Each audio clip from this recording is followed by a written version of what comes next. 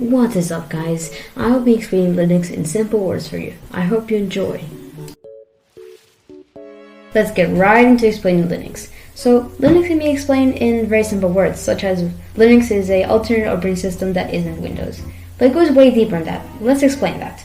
So, first of all, Linux is not the operating system, it is a kernel, which is the core of the operating system.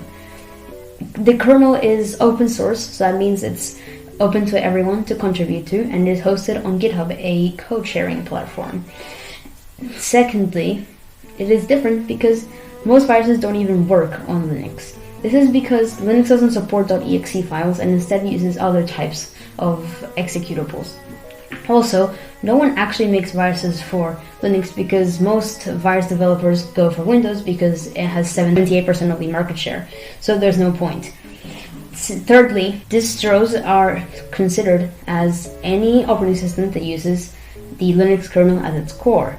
There are thousands of distros, and you may have heard of them, but here are some examples. Arch Linux, I use Arch by the way, Ubuntu, Kubuntu, and all those variants, and some others. There are some very popular distros. Some hard to install, some easier to install, and some more beginner friendly.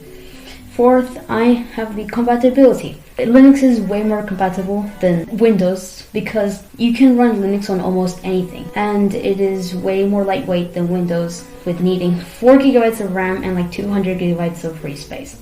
This is way too much, and Linux can run on way less than that.